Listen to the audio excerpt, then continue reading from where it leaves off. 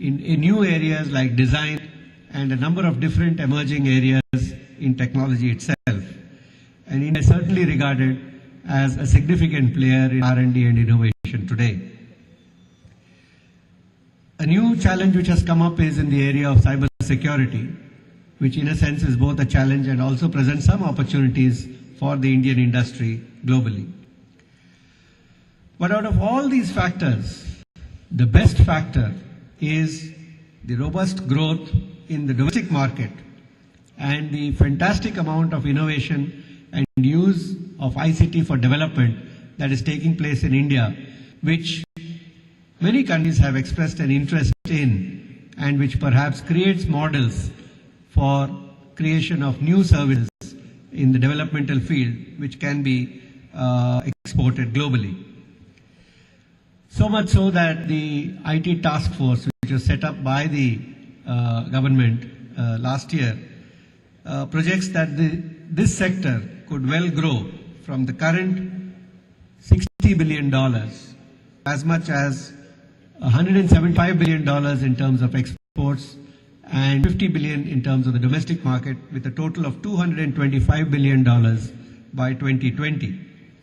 But the most interesting part is that 75 to 80% of this growth could actually come from new areas which are not even there today in terms of services.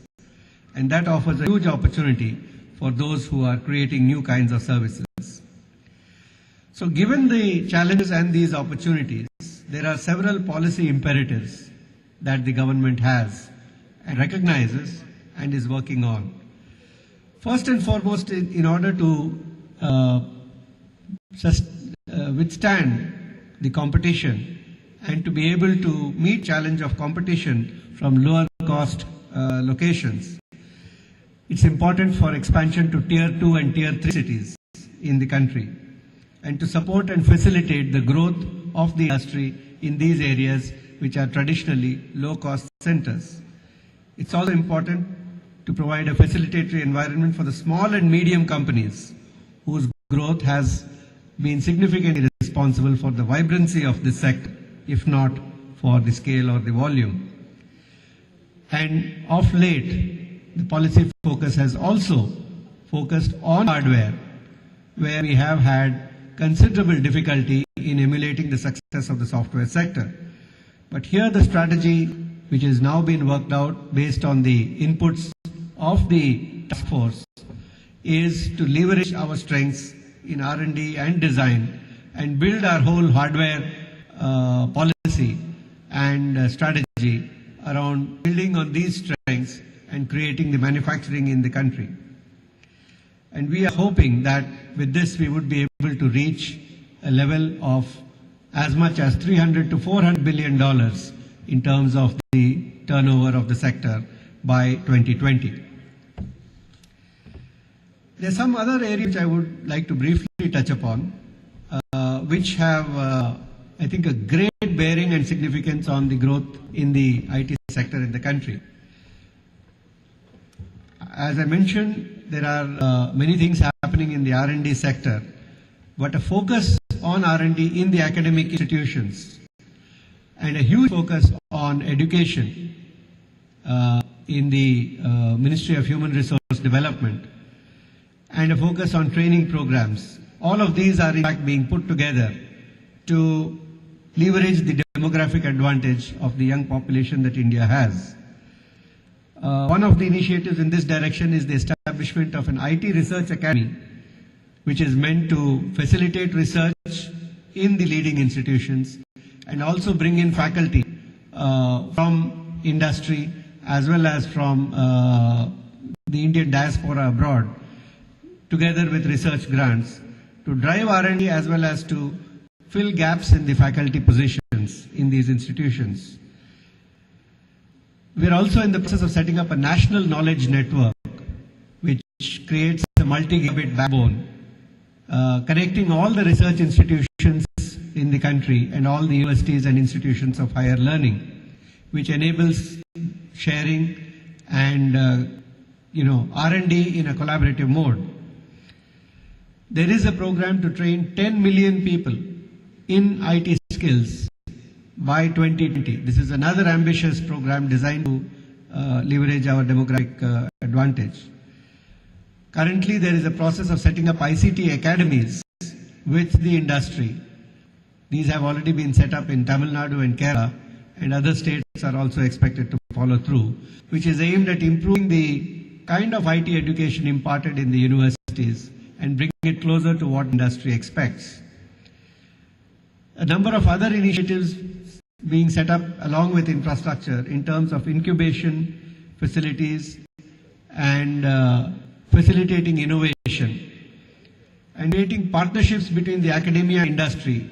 ITRA is an institutional mechanism to do so, but institutions like the IIIT Hyderabad itself have actually become models for creating such partnership. And in fact, the 20 IIITs which are being set up by the Government of India, which are on the anvil, actually draw a lot from the model that the IIIT Hyderabad has created. One other major development which I think has huge significance is the emergence of the explosion in mobile telephony and a recent decision of the government to use mobile telephony and mobile technology for financial inclusion, leading to a whole new array of services based on mobile, as well as a lot of devices which are tailored to the Indian needs and the Indian price levels. Lastly, I want to touch a little bit on the e-governance part, which I think is a huge transformation and huge agent of change in the country. The NEGP was approved, the National E-Governance Plan was approved in 2006, and it was a watershed in the sense that it brought about a transition from simply applying technology to focusing on outcomes and created a common thinking across multiple sectors and brought all the multiple initiatives under a common framework. That was a significant advancement from the isolated and individually driven initiatives of the past. Since then, many things have happened, but some things have not happened at all, and a few things have not happened very well. All of these factors, however, point in one direction, that we must be ready and move to the next phase. And what are these factors and what is the next phase? I'll take just a minute. As you know, there are a number of mission mode projects under the National E-Governance Plan, and today all but 3 of them have actually been approved and are under implementation. While some of the major central sector projects like income tax, corporate affairs, excise and so on have advanced substantially, and services are today available, in many cases mandatorily available in electronic form. In the state sector, while a few states have made major advances in areas like transport, related services, in billing of course, in various kinds of simple services like certificates and so on, the fact remains that this has not yet percolated to all the states, much less to all the services.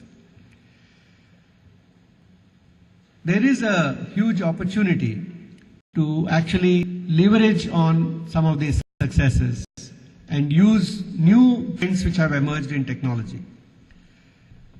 Not only to fill these gaps, but also to meet some of the challenges. Interoperability across applications has been one of the issues. Standards has been another area of concern.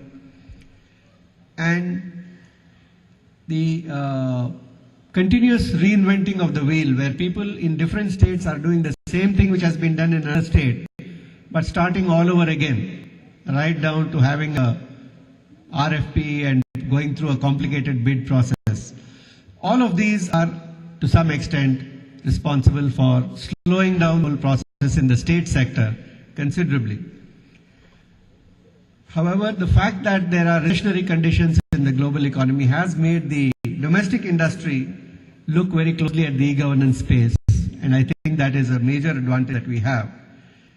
And together with developments like the use of mobile in the financial sector and the emergence of the UID and the maturing